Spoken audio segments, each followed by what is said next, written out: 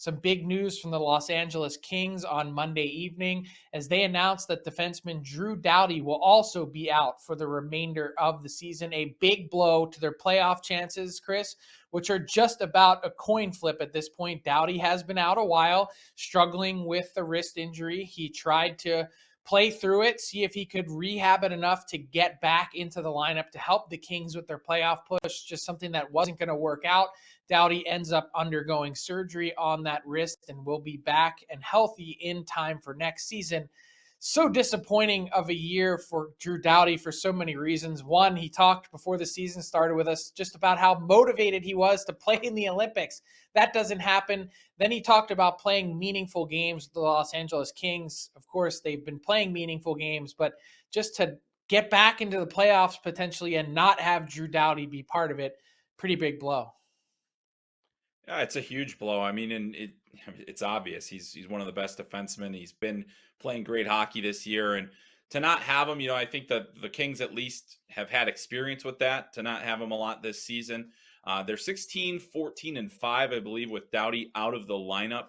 And a lot of those wins came very early in the season during about a 7-game winning streak. And most of the teams in that the Kings were playing during that stretch were not playoff teams. They were, kind of some of the bottom feeder teams of the league. And so that's kind of beefed up those numbers a little bit. But, aside from that, you've got a lot of young guys that you're still trying to bring along.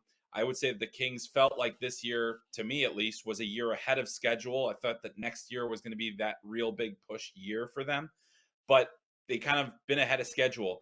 The other interesting factor that happened just recently is with Drew Doughty out, they aren't signing top prospect Brock Faber. He decided to go back to Minnesota for next season, which is a guy that you could actually plug into your lineup and maybe get some contributions from because he's played so well at Minnesota this year. So that came down before the Doughty news. And so that's kind of a whole other thing that's kind of a factor here. But for the Kings, this is crunch time. And the way that Doughty has performed throughout the season has been important. They've managed to hold on, but it feels like this is happening right as the Vegas Golden Knights might also be getting a little bit healthier, which does not help their cause at all. Yeah, you're right. 22, 12, and 5, the record for the LA Kings when Doughty was in the lineup this year. Obviously, significantly better. Quickly, Chris, do they get it done? Do they get in? I feel like even when you're a year ahead of schedule, to get this close and then to fall short would be a pretty big disappointment. Yeah, it would be crushing. I have my doubts at this point. It's certainly they're trending in the wrong direction at the wrong time.